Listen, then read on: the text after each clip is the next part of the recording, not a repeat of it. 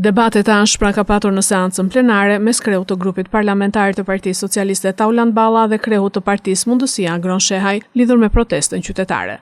Balla akuzoi Shehajin për përveçsimin e regjistrit të anëtarësisë së Partisë Demokratike, duke deklaruar se këtë ja kishte pohuar ish-kryetari i PD-s Lulzim Basha. Mëtej ai hodhi akuza edhe lidhur me çështje pronash, duke përmendur emrin e Shehajt. Ky Agron Shehaj që vërtet ky ka hall tjetër, s'ka lidhje fare me protestën.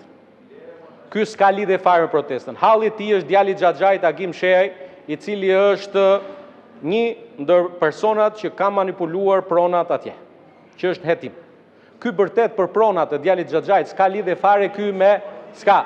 E di gjithë Vlora se sa hektar toka Agim Shehaj. Unë të sfidoj, ikim tani të dy, dalim nga salla dhe shkojmë Vlorë dhe sqarojmë Vlorën për problemet që ke ti dhe Agim Shehaj. Ty, këta këtu, o agron, pusoti porta borsa, o agron. Këta këtu të besuan vetëm regjistrin e partisë, edhe atë u avodhe. Imagjino, vetëm regjistrin e partisë.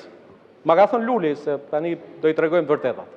Kurse Agron Shehaj i cilësoi deklaratat e Ballës si shpifje dhe tha se kuvendi duhet të shpërndahet, pasi sipas tij qytetarët kanë humbur besimin tek përfaqësuesit e tyre. Duke ju referuar protestave të fundit, Shehaj u shpreh se kërkesat e qytetarëve nuk mund të injorohen.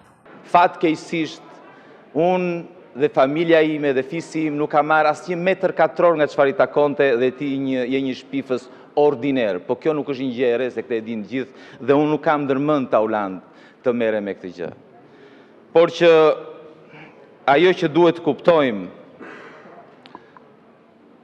ju realisht injoroni faktet, ore po ndodh një ndryshim i jashtëzakonshëm.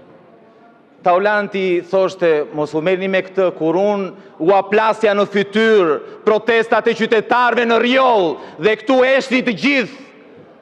Taulanti thoshte, lëreni këtë s'është i çmendur ky. Lëreni këtë thoshte Taulanti, ishte i çmendur ky.